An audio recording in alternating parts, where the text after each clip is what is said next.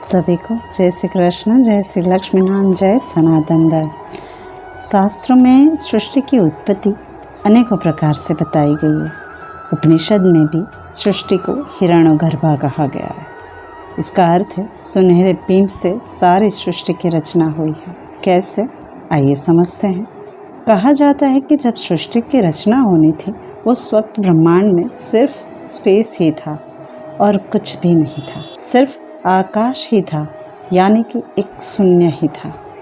लेकिन कहते हैं ना कि जब कुछ नहीं होता तो बहुत कुछ होता है। तो उस वक्त ब्रह्मांड में था तो सिर्फ एक प्रकाशमय पिंड, और जब उस प्रकाशमय पिंड में विस्फोट हुआ तो उसमें से 3 भाग अलग हुए, जो पहले निर्गुण और निराकार ही थे, जिनको ब्रह्मा, विष्णु और महेश से आज जानते हैं हम सभी, जो त्रिदेव कहे गए। ये तीनों के पास अपनी शक्ति नहीं थी, क्योंकि बिना शक्ति तो ये कार्य भी नहीं हो सकता था।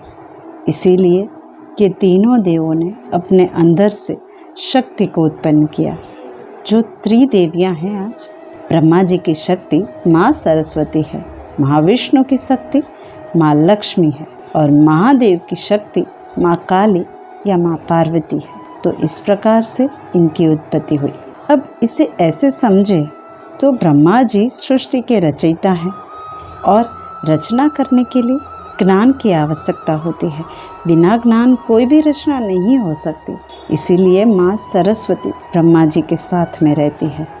माँ विष्णु सृष्टि के पालन करता है, और पालन पोषण के लिए धन वैभव चाहिए। बिना धन पालन पोषण हो ही नहीं सकता।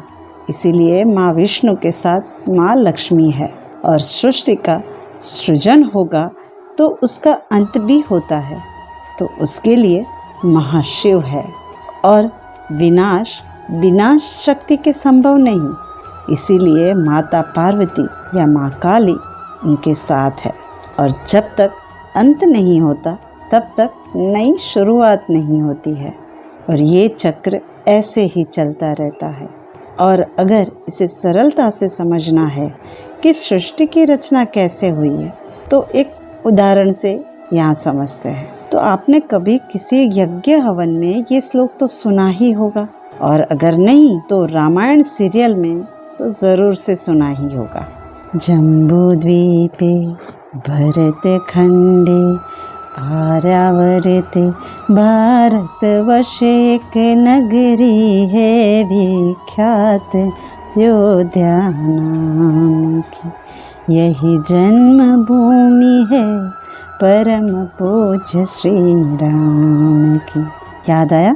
अब आपको लग रहा होगा कि यह श्लोक में ऐसे क्यों सुना रही हूँ। तो यह श्लोक को संकल्प मंत्र कहते हैं, जो हर यज्ञ की शुरुआत में बोला जाता है। स्वर्गीय देवों के लिए ब्रह्मांड में हमारे यज्ञ के स्थल और समय की घोषणा करने के लिए, जिससे वो यज्ञ देवताओं के लेखों में दर्ज हो सके, और वे ये सुनिश्चित कर सकें कि यज्ञ कहाँ और कब हो रहा है। हालांकि इस श्लोक को समझने के लिए अपने वैदिक ब्रह्मांड की संरचना के विज्ञान का मूल ज्ञान को समझना पड़ेगा, जो इतना विशाल है कि अगर उसके ऊपर पूरा साहित्य भी लिख देना फिर भी उसे पूर्ण न्याय नहीं दे पाएंगे। तो आज के लिए इतना ही। मिलते हैं अगली बार नए ज्ञान के साथ। तब तक अपना और अपनों का ख्याल रखें और खुश रहिए। शुभम भवतु।